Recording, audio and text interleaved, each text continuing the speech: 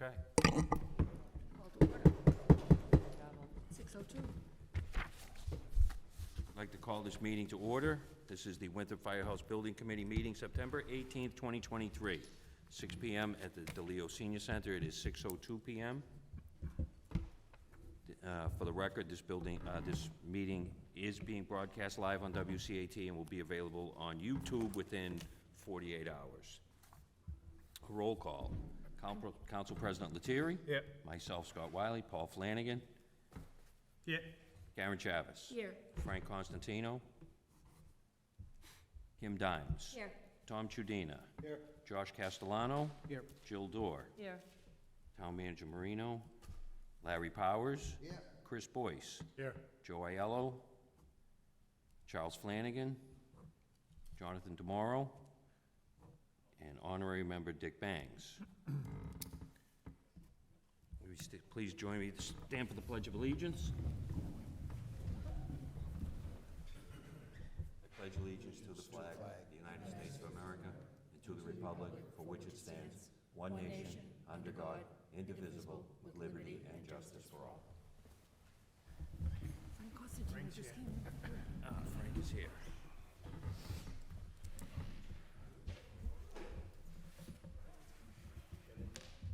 Hey, Frank.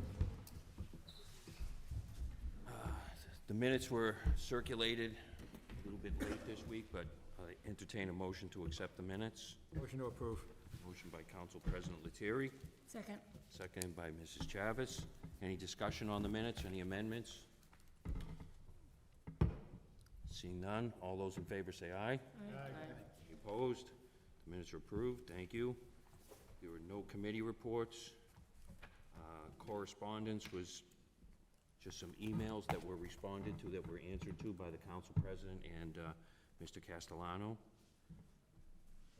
Under old business, just an update, we had open houses at the two current fire stations 10 days ago.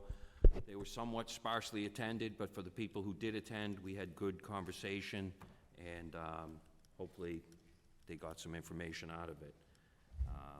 Last week's public forum at the high school was again fairly sparsely attended, but there was some conversation. An update on the mass mailing. The mass mailing went out last week. They went in the mail Thursday. They were in everybody's, most people got them Saturday, some people I would assume got them today. We have seen good response from the mass mailings. Council President Lettieri, the town manager, and myself did a 25-minute or so WCAT roundtable that was moderated by the town manager and is on the website. All of the videos are up on the website.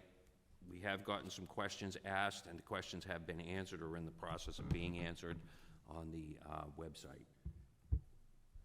Mr. Castellano, could you give any update on the traffic that we've gotten on the website? Sure. Since we launched it on September 7th, we've had well over 1,000 unique viewers on the website.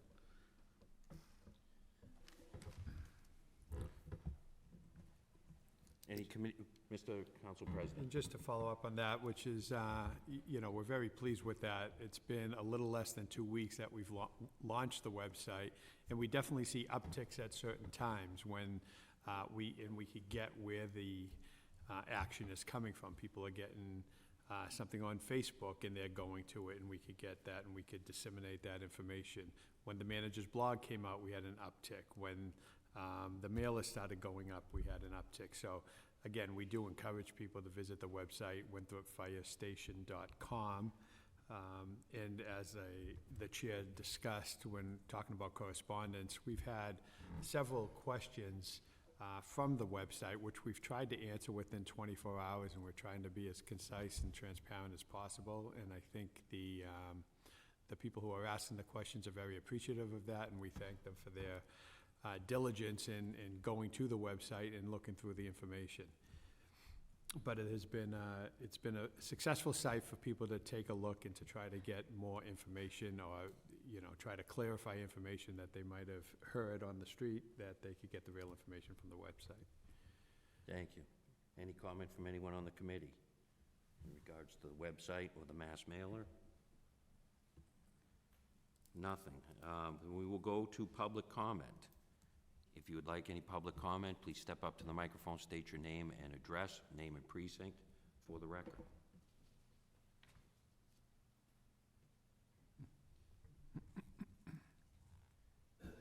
No public comment. We'll announce the next meeting. If I may, just to, again, if you go to the website and look at the correspondence, we're talking about it, and there were such questions as the timeline on this, how it would take effect, the actual cost, even though we do have a finance page on the website that is very interactive and will tell you down to the penny what the tax impact would be. And again, when we're looking at impacts, this is something that if approved now, if approved in November, we might borrow some money in January for acquisition cost or whatever, and then there might be money borrowed in March or April for hiring an OPM or an architect or whatever that is. So these borrowings are gonna not all be at once. It's not like buying a house, you're getting a mortgage and you're paying the whole thing off. They'll be done in increments. And for example, if there's a borrowing done in January, which is fiscal year '24, it probably would not hit the tax rolls until halfway through fiscal year '25. So the majority of this borrowing would probably not hit the tax rolls until mid-fiscal year '27. So, you know, when we're talking about tax impact, and if you do an itemization, for example, the average house is $625,000, the tax impact on that would be roughly $456. That $456 would not come all at once. It might be $60 in fiscal '24, it might be another $30 in fiscal '25, or whatever that is. And then those would be offset by debt exclusions that would be coming off the rolls. For example, the Arthur T. Cummings School. And there's even on that finance page, there's even a tab that will disseminate that information for you.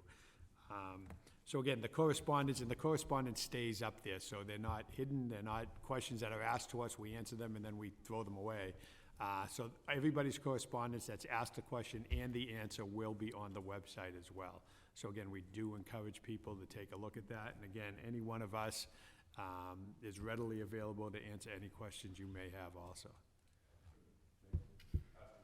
Of course, sir. So I'm wondering if... Just for the record, could you state your name, please? Sorry, Tom McKay, 41 Washington Ave. Sir. I'm curious if there's been an analysis done on using the old school, selling off the other properties, maybe moving town hall also into that school, because there's plenty of space to do that. If there's been a cost analysis done on that. As far as moving town hall now, is that what you're saying? Moving town hall, police and fire into the middle school. Into the physical middle school building? Correct. Yeah, that would be, yeah, there would be no chance of renovating that. It would have to be demolished. We don't have plans for that, and we've never even discussed potentially moving the town hall, but we've discussed that site multiple times over the past 5 years, because it's, you know, the plus is it's a site you own, right? It's paid for, basically. The negative is, as we've stated, the major goals for that piece of property is to have a revenue stream for the town, which that would not provide, and to have an economic stimulus for businesses in the town, which that would not provide. The space is roughly twice the size needed for public safety, and it would have to be demolished anyway. The asbestos alone, you know, there's so much remediation that would need to be done. The cost of, which we are going to be doing regardless of what we do at the middle school, but the cost of demolition of that building and the remediation of the asbestos is roughly $1.5 to $1.6 million. You would, Selling off the fire department spaces and the police department spaces wouldn't kind of... no, I think the plan that we're voting on in November, which is at Winthrop Street, at the old, the Wadsworth and the Kirby Funeral Home, which will be voted on November 7th, that will also enable us to recoup revenues from the existing firehouses. I think we've said, and we've been pretty upfront, that the fire station on Shirley Street would probably be prime for redevelopment. It's in that area, there's a lot of redevelopment going on. We've also been pretty steady in our comments that whatever is done with the fire station on Pauline Street, we feel a deep obligation to maintain that structure, that physical appearance of that building for historical significance. Can it be developed? Yes, but I think you'll maintain that significant historical attribute of that building. But you will have revenue from those two buildings. Zooming is a prime example of maintaining an old firehouse. Yes, yes. But yeah, we haven't even thought about moving town hall or using that building in anything that was going forward. The only thing on that particular site that we discussed probably 6 years ago was we called different community colleges and colleges within the area to see if they might have an interest in using the site as is for an annex to their facility. Or to potentially, we also looked into the possibility of having incubator-type space for small tech companies that might want to go in there, but neither one of that panned out. And just want to say I appreciate the fire department, police department. Thank you guys so much. Can I ask Thank you, you. why would you think about moving the town hall? I just think that, as it was just discussed, it's a big site. and Oh, I that's see. what everything- I see, okay, I understand what you're saying now. Yeah. Thank you, guys. Thank you for your time and question. Any other comment? Anyone on the committee have anything they'd like to bring up? Just one of these Mr. things, one of the emails that we did get.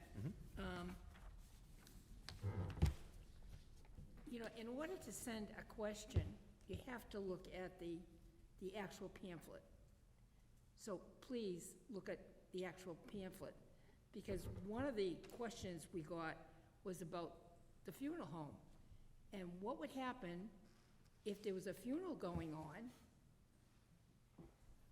and the fire department had to come out of their fire station? Well, there's not going to be a funeral home there anymore. This encompasses the entire property from from the old Masonic building down to the existing police station. That's the site. Not including the old Masonic building, just from there. Yeah, I'm sorry, just gotta did be I say that specific. wrong? No, you said it right, Okay. just want to be specific. All right. Clarification. It's because no, it does not include the Masonic building. Mr. Constantino? Yes, Chief Chairman. The fire station on Shirley Street, depending on the operation, sequence of construction, or whatever the process is going to be for establishing a new station facility, what's going to happen with the Shirley Street station? And in addition to that, if it is intended to be sold or demolished, whether or not the funeral home, the Kirby Funeral Home, which if purchased and leaves us with one funeral home, whether or not the Shirley Street site could possibly be used for a funeral home service. Has that been discussed? What is the value of that property, that land, and is it possible that it could be, the town could solicit a new funeral service business on that site, whether it's Kirby or somebody else, so the town isn't left with one single funeral service? So, a lot of questions in there, but, Well, during the construction phase, obviously, there would be, the facilities, the current facilities would remain in effect, right? We would maintain facilities as usual, fire station at Pauline and fire station at Shirley Street. After the completion and the move into the new fire station, we have not discussed doing a specific RFP for that, but you can do a specific RFP, request for proposals for a funeral home. And you could see what you can get, and that is absolutely a possibility. There's no reason why it couldn't be. You could be very specific in an RFP. okay, and are the costs included for the construction of the new facility also include the demolition or reuse or repurposing, or again, included perhaps as a cost to that site within an RFP for its demolition? The cost of this project does not include anything in regards to the two remaining firehouses. Yeah, so that would be so you would either, for example, the Pauline Street Station, if we were gonna put an RFP out for development and said it had to maintain the architectural integrity, we wouldn't take the building down. The contractor would come in and make sure that they maintained the facade and did whatever they had to do inside. But we can be very specific in an RFP. we could potentially Shirley Street, if we wanted to just sell it in, for development, for apartments or condos or whatever, we could potentially spend the money to tear it down and sell a clean site, but why would we want to do that? Well, I would assume on the Shirley Street that the removal of the structure, once the new fire station is put in place, all the equipment is put into the new facility, that the demolition of that building or repurposing of it, or whatever it has to be, that there's a value attached to that, as part of the RFP, that, you know, whether it's retained or whether it's demolished, that there's a cost for that in addition to the land itself. It is a pretty big site. It is. It is a good site. It's rough, I think the facility is The building itself is just under 8,000 square feet. 8,000 square feet.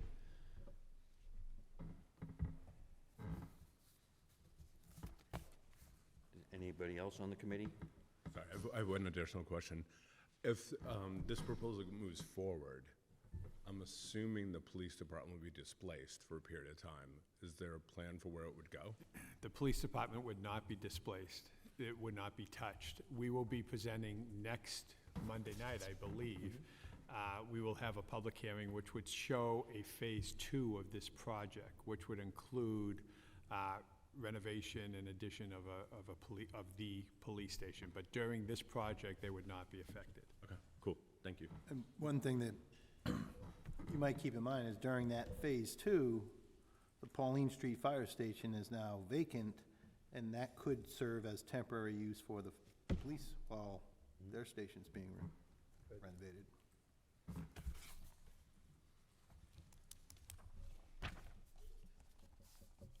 Mr. Chairman, I'd like to offer this pamphlet to the gentleman.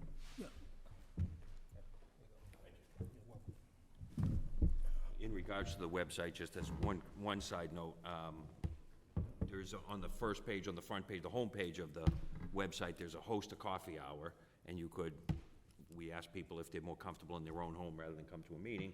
One or two of the members of the committee go to your house. You could speak to you and your neighbors and answer any questions that you have in regards to the Firehouse Building Committee and the process. And former Chief Flanagan and myself are meeting with one of the town councils, Councilor Munson. We're going to go do one in the next couple of days. The first one of hope we would hopefully have many more to do. So we're looking forward to doing that. And again, trying to get as much information out to the public as possible. With nothing else from the committee, our next public hearing is next Monday night, the 25th, and we're going to move it from the high school, and we'll update the website. We're going to move from the high school here to the senior center. It seems like a more appropriate facility, given the number of people who were in attendance at the last hearing. And this is not available on Zoom? This room is not available on Zoom. And the high school is not available. The high on school is Zoom not either. The only room that we have available is the Harvey room at the town hall. I'm just wondering if we don't consider that, just because I know from experience on the Board of Appeals, we get a lot of Zoom interaction and comments because of the ability of having Zoom. I'm pretty sure there's a meeting there, but there's a school committee meeting, which could be moved. Again, the thought, I think it's a good idea to have the Zoom capability. Obviously, if we've looked at every meeting we've had and taken into consideration the attendance, there should be no reason why the Harvey room wouldn't be sufficient. But I would never want to get into the situation where it isn't sufficient. But if it was deemed to be sufficient, there is I believe, a school committee meeting that is scheduled there that potentially they might be willing to move.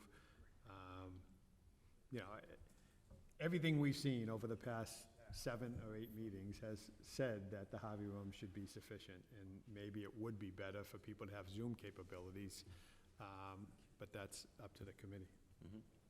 Well, we can certainly look into it, and if it's available, if there's not a scheduling conflict, we can check with the school committee. If it's available next Monday, we'll certainly bring it to everyone's attention. We'll notify everyone, and we'll get it out and adjust the website and put it out for everyone to know. But for now, it's tentatively scheduled for next Monday night here at the DeLeo Center, but we'll look into the Harvey room. I wonder if we should just ask Hannah or Denise to look into using the Harvey for all our future meetings, instead of just concentrating on next week. Because as I look at the calendar on the month of October, there's nothing there on the 2nd. And then we're going to meet the 10th, aren't we? Isn't that the next one? Yeah, the 10th. And that's Board of Health, and they do not use the Zoom. And then the 16th, again, it's the school committee. But also it's the planning board. But planning board doesn't meet until, what, 7? 7 o'clock. So we could very easily be out of there Yes. by 7. So we'll look into moving the future meetings to the Harvey Room. As of now, next week's meeting is gonna be here, and if that changes, we'll make sure that we get enough information out so people will know that it will be possibly relocated, but for now, it's scheduled here. Again, the reason for relocation would be trying to get more involvement, not less. Yeah, Trying to more get more. for Zoom. Looking at the attendance we've been getting and hoping that having Zoom capabilities would help us. Or help the people. You know, it's a busy time for everybody. I really haven't had that many people ask me about Zoom, but there have been a couple of comments about it, about Zoom. Just two things, Mr. Chairman, on Sir. public outreach. There'll be another open house, right? Yes. When is that? At the firehouse? Yes. That is October 21st? 21st. Right, I just want the public to know that. That is Saturday, October 21st. There'll be 2 more open houses at the fire stations. Both stations, again, scheduled right now for 9 AM to noon. And then the other is, we will also be doing another booth at the next, Farmers market. One more farmer's market. and that is 2 weeks from, Yesterday. Anything else from the committee? Sir. Scott. I just want to make Yes, sir. a quick couple of comments, not really questions. Scott, So having, name and precinct, oh, please. Scott Mahoney Wright, Precinct 3, sorry. Having the opportunity, first of all, to tour both fire stations and speak with Chief Wiley was very eye-opening for me. I keep hearing residents say, oh, I know we need a new fire station, but you clearly understand why. And that needs to be the question that we put back on the community, because we're not doing that. It's to tell somebody, you know, the trucks don't exactly fit or the building's old. That's one thing. So I went and found this study that was done by the National Fire Protection Association in 2019. So it's a 4-year-old study. Their metric was stations that were 40 years old or older. It breaks down in the study what those conditions are. They're hazardous. They're hazardous to our firefighters. We need to outline that, and our residents in this town need to understand it. The job is risky enough as it is, but when you come back to the station and the health conditions are substandard, for me as a resident and seeing that, it's infuriating. We are way past the benchmark of getting this done. In addition to this, I've spent the last week and a half going online researching other communities across Massachusetts. Melrose, horrific. There are so many towns in Mass right now, and Rhode Island, that are fighting to get new fire stations built because most of their stations were built in the late 1800s to early 1900s. So this study, I encourage everyone to look it up online and read it and get some cold, hard facts, because that's what people here don't have. All right, it's critical. The second piece of this is that we've talked about at the town council meetings and all of these meetings how we have a moral, ethical, and legal obligation to the tenants of the Wadsworth building. I'm on board with that. If we're gonna take that parcel, we have to find new places for them to go. You're working on that. Tony Marino's working on that. What I haven't heard is the words ethical, legal, and moral obligation to the fire department. Nobody is saying that. We have an obligation to the firefighters to give them a safe working environment. If we don't do that, we're falling short, period. So that's another issue we need to address sooner than later. walking in those stations, talking to the firefighters, seeing the daily work conditions, I wouldn't want to live that way, let alone work in it. And frankly, if I was a Winthrop firefighter right now, I'd be looking for a job elsewhere, because I would not want to work in that. So that's something we do need to look at. I think the big missing piece about this, the website's fantastic. People aren't getting the education because they're either not bothering to take the time to really look at this issue, or they just see it's an old building and they want to put up something new. I've been talking to my neighbors about this. It's like a 747 over their heads. And I've explained, I've given out snippets of information. The cancer rates for firefighters, because of the admissions that are in the firehouse when they come back from a run. The building conditions, mold, huge issue with mold across Massachusetts right now in fire stations. It's ridiculous. And I think you said about the police station has something going along the same lines too, about mold. But the point to all of this, we have a town population of 18,000 plus people, but I don't see this as a problem for the committee or even the town council. This is a resident issue. And when you have an auditorium, when 15 people show up for a public meeting, there's a problem with that, but the problem is on the resident side, as far as I'm concerned. You know, I've come to every one of these meetings to educate myself about the process.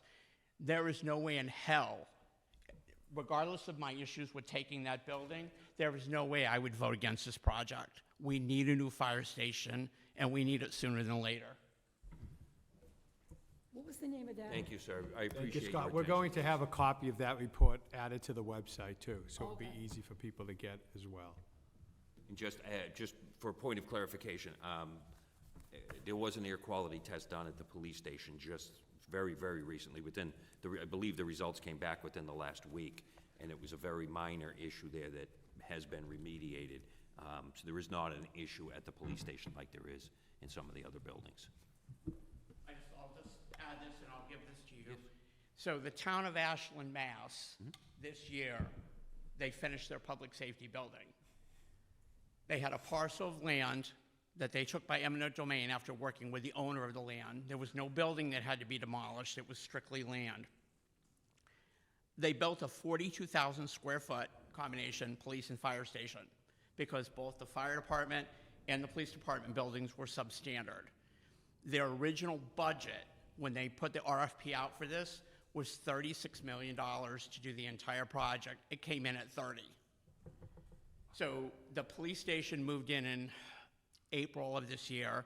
The fire department moved in around June 8th, and they had a dedication ceremony. One of the things they did by building the combination police and fire station was they centralized their dispatch.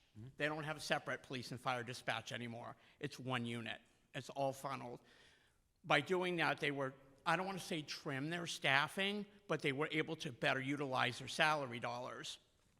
By doing a combination public safety complex at one time, they got federal dollars. They also got accreditation, and that accreditation helped them get grants and more money for the town of Ashland.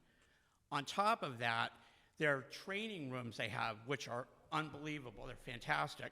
The training rooms, a lot of the town committees and collaboratives lease out that space from the fire department, from the public safety building. So they basically, if you're gonna hold a large committee meeting of 35 people, you utilize that space, but the fire department, the public safety building in town, bills that back to the specific department using the space out of their budget. So the town's getting money back, essentially. But I'll just leave this with you. This is from the articles online. Thank you, I appreciate that. Just Right. for your information, the stations that we toured recently both use, the training rooms are on the public side of the building. So they are allowed to, they do use them, they do rent them out, basically, even to the public for gatherings, for different uses. And in the town of Winthrop, we went 5 or 6 years ago to a central dispatch. We use a regional dispatch center in Revere. That's who handles all of our police and fire dispatching for both the town of Winthrop and the city of Revere. And the firefighters went out the door. So we increased our response level. We went from 7 firefighters going out to 8 firefighters going out. We didn't reduce our staffing. We put that person on the street. Is there anything else from the committee? So my daughter's a paramedic in Cambridge for Pro EMS, and they have a combined station for EMS and the police department, and it's essentially a warehouse. But it's like, I went through the facility with her, and I was like, okay, like, this fits, this works. And, you know, I don't know why I'm bringing this up, but I just think it's kind of an idea of, do we have to build a huge complex? Or can it be something that's suitable where it's not spending a lot of money to get to a midpoint, maybe? I don't know.